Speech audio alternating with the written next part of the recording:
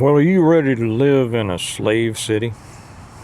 That's what we're going to talk about, and a lot of people are. A lot of people are ready to, and a lot of people are going to. But if you don't want to, that's what I want to talk about right now before we get into it. Remember that, like all of my videos, this is brought to you by the Stonemont series, my series of books, the reversion, the revival, the renewal, and appeal to heaven, the blessings of freedom, and hostages to fortune. Number 7 coming soon. You can get them either on Amazon, link down below, or you can get them directly from me through our website, stonemont.us, in which case I get to sign them for you and put in there whatever you'd like me to say. And I love to do it. 15-minute cities. That's what people have been talking about and thinking about lately. That's what's coming. We know that's what's coming.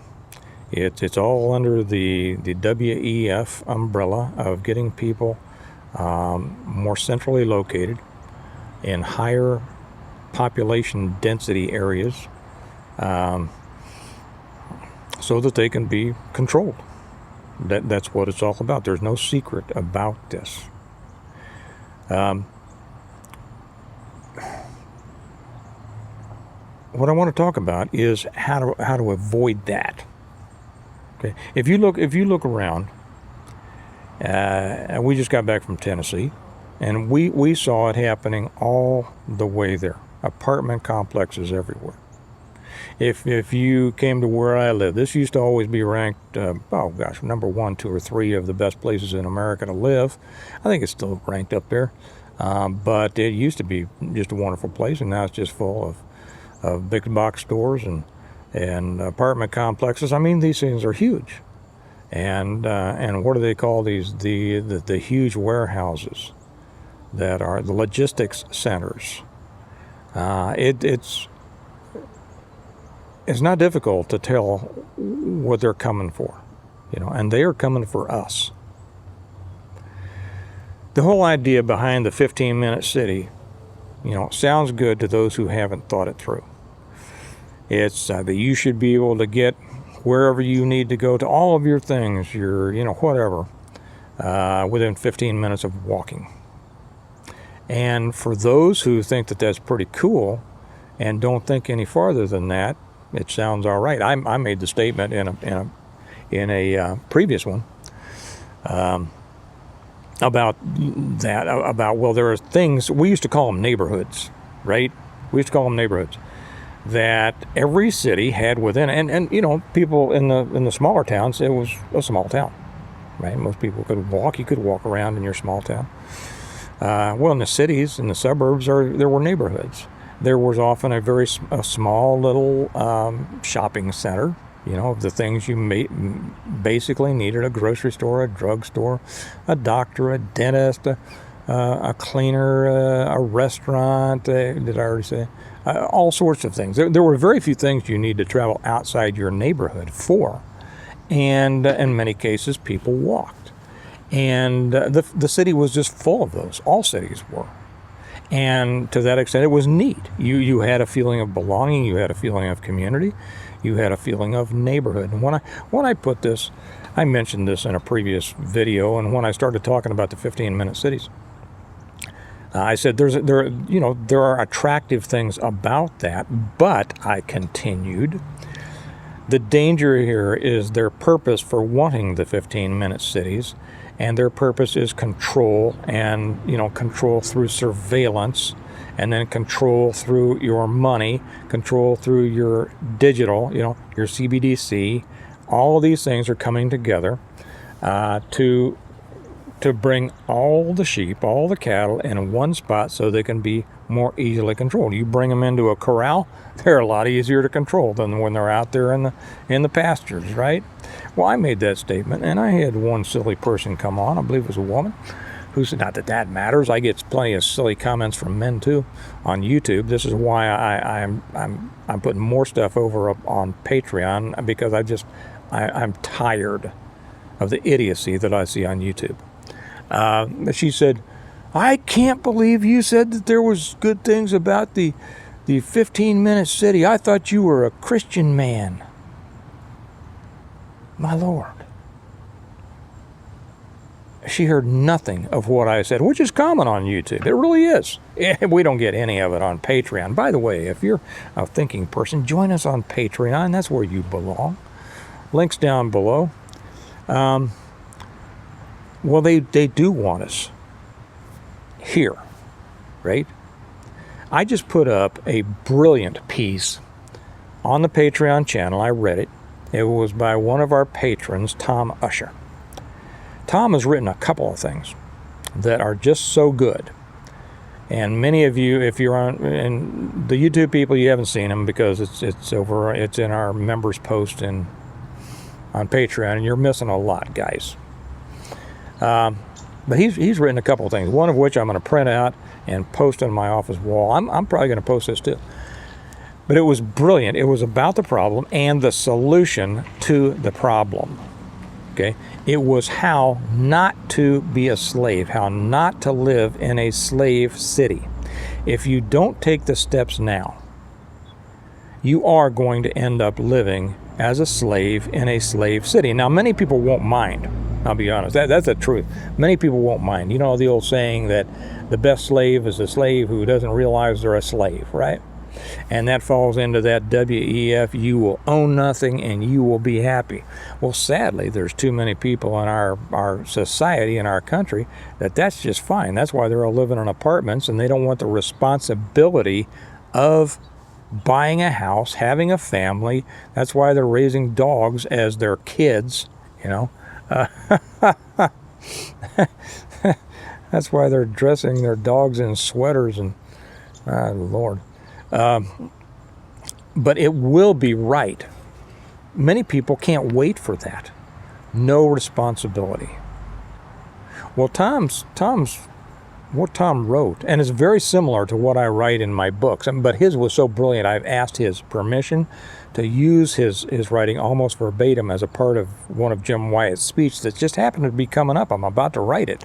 So it was synchronicity. Must be. I hope Tom gives me permission to do that, because it was so much. He delineates, and I'll tell you what it was.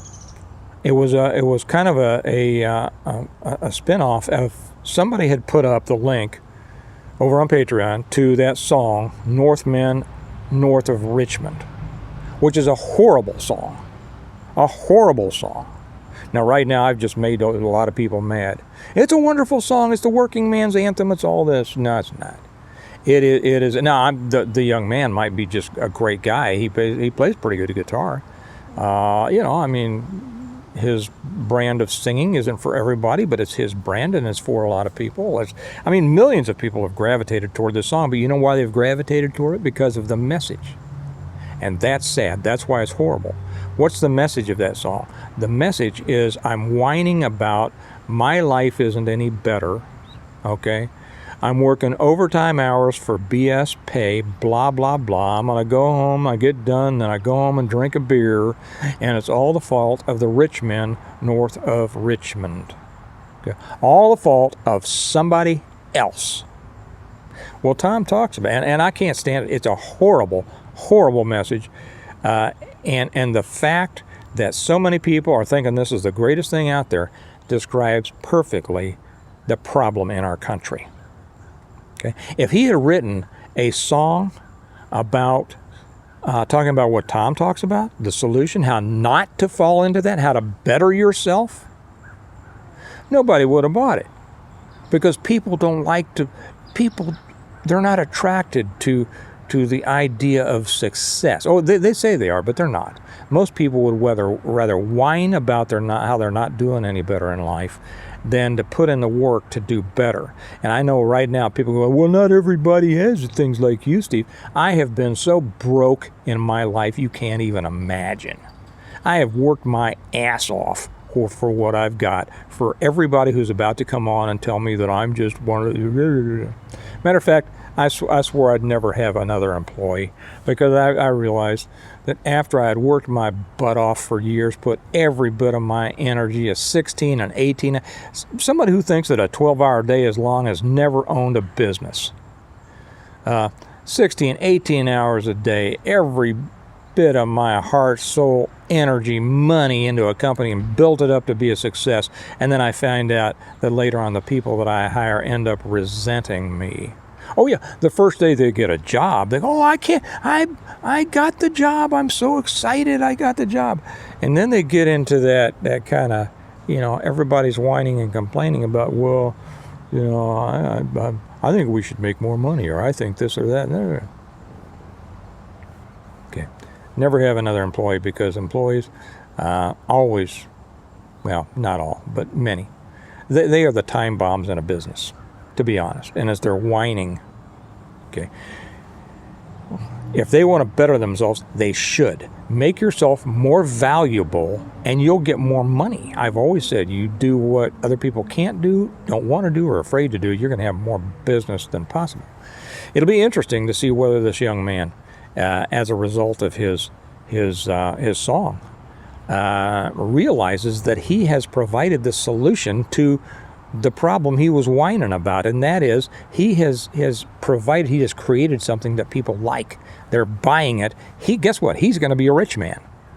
Yeah, all of a sudden he's going to be a rich man. Now, probably south of Richmond, but he's going to be a rich man. Why? Because he found a solution. Okay. We'll see if he learns that lesson. Most people won't. This song, I know, a lot of people hate me for saying that. I couldn't care less, because anybody who likes this song or likes the message of it, let me put it there, anybody that subscribes to the message of this, you've already set yourself up to failure. You have already ensured your continued failure and the failure of your children and grandchildren. It's much like that song by Sawyer Brown, I'll take the dirt road. I'll take the dirt road. It's all I know. It was good enough for my daddy. It's good enough, or that Working Man Blues by Merle Haggard that all the working men seem to love so much. Here's a guy, he's working, he's whining about working. He's whining about having a job that pays for his life and his children. Okay, and if you notice the words in that song, he goes into, he says, and then I go home and I drink on the weekends, and sometimes he's talked about, his kids, right? He's got a family, and then he talks about sometimes I think I'd rather just leave and hit the road. He's talking about abandoning his family. The guy has a job who's supporting his family, but weekends I drink and sometimes I just hit. That was an amazing hit among the working man. How sad is that? That's what's wrong with our country. There are too many whiny babies out there whining about life ain't fair. You ever heard that? The life isn't fair? My life isn't fair. I'm being kept down by the rich man. Okay. Well, this all goes into these slave cities. Okay. My books tell you the solution. Tom's writing says the solution, and it is about developing self-sufficiency. It's about developing your own self-reliance. Every time I come on here and I say, you need to become 100% self-sufficient, I'll get people to say, you can't do that, that's impossible. You know who those people are? They're the whiners. The ones who don't want to do it. Because it's so much easier whining about how life isn't fair, and the rich man keeps you down, and this and that and the other thing, and I'm all taxed off my, blah, blah, blah, blah. Rich people don't pay taxes. You know why? It's because they're smart. That's right. They know the tax code. They know how to work it. If you're being destroyed by taxes, you don't know how to work it. How about learn how to work it instead of whining about it? How about that? Because you know what? Because that takes responsibility. It takes effort. And most people would rather whine than put in the effort to improve their position in life. Because that takes responsibility and effort and work. Well, the 15-minute cities, the slave cities, are coming. Everything is being set up toward that end. And they are going to make these things attractive, the place you can come to. You don't have to be responsible for anything. You can live in your apartment that you don't own. You can go eat at restaurants, have other people cook your food for you. You can go someplace for entertainment because you can't sit down and read a book. You can't learn something. You can't better something. You can be a little cog in the big wheel, the little mouse among the other millions of mice, and happily spin that wheel for the master. And look at the mouse next to you and go, isn't this fun? We're really doing something. It takes something to get out of that. Now, I'm not one of those who is going to tell you, and I know that this video would be a lot more appealing to many, many people if I was one of those who came on and said, folks, it's coming right now. It's coming right. It's too late. They're coming. I'm going to stand up against, I'm going to, blah, blah, blah, blah, blah. Or if you haven't prepared yet, it's too late. I'll tell you something. Here's the good news. It's not too late. Now, you know what? Right then, a lot of people hated to hear that. They did. I'm learning more about the audience on YouTube. That's why I'm going to put so much less on YouTube and so much more on Patreon, where we have a good, positive, really, really brilliant community of doers, of problem solvers, and who come together and help each other learn and stay out. We have a lot of people over there that will never be slaves. That's where the people go when they're responsible. But there'll be a lot more people that say, oh gosh, if it's not too late, that means I have to do something. Now, for those of you who are good folks who say, good, it's not too late, what can I do? Good. First off, my books are going to tell you everything. I tell you that self-sufficiency, self-reliance is the key. It's your way to stay out of slavery. And if you're already a slave, a wage slave, whatever, it's your way to get out of slavery and then stay out of slavery. If you're with us on Patreon, make sure you go to the member post and read Tom's. It's down a ways now because I think it was under that somebody put up something about the link to Rich Men North of Richmond. So his comment is down there. Read Tom's, or actually, I just read it. So the one that I put up earlier today on Patreon, I just read his whole thing. But you can go down there and copy and paste that out. You might want to frame it and hang it in your house too. If you're not with us on Patreon, I invite you. I wish you would. There is so much there for you. And it's not just, the regular level's $1 a month. I mean, come on. 3 cents a day. And how many people won't do that for themselves? How many people, when I say that, say, you just want my dollar. You're just on here pumping your Patreon. No, I'm trying to tell you where to come for more information. And no, I don't have a responsibility to give everything for free.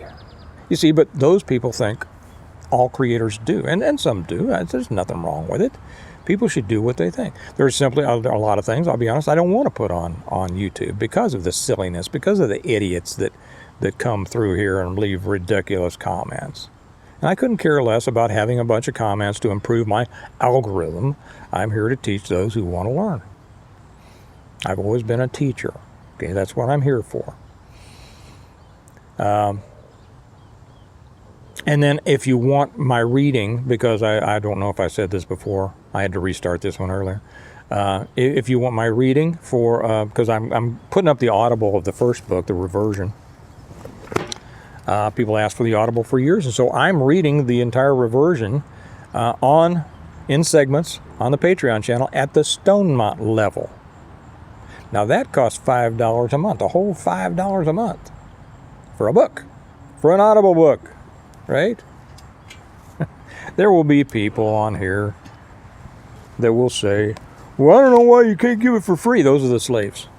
Those are the slaves. You see, you don't realize you just stood up and said, I identify as a slave. Yeah. So, and after I'm done with the reversion, then I'll go to the revival, the renewal, and appeal to heaven, the blessings of freedom, and Hostages to Fortune, and then into my 7th book. I'm sure I'll be done with it by the time I'm done reading all this stuff, and we'll keep on going. So guys, the slave cities are coming. It's the 15-minute cities. They want complete control of you. They want total ownership of you. They already have ownership of part of you, and they already have total ownership of some people out there, and some people are just happy as can be for that. Those are going to be the slaves. Most people who come on here maintain that they don't want to be a slave, although I maintain that many of them do because of their attitude. Yeah, but I can't do that, but I can't do it. Okay, you see, that's the attitude of a slave. There have always been slaves in the world. There will always be slaves in the world. Some were made slaves by others. Some, and most, make slaves of themselves. So, increase your self-sufficiency. Increase your self-reliance. Increase your knowledge, your abilities, and your communities. And you will have a chance of staying out of this. These new slave cities that are coming. They are coming.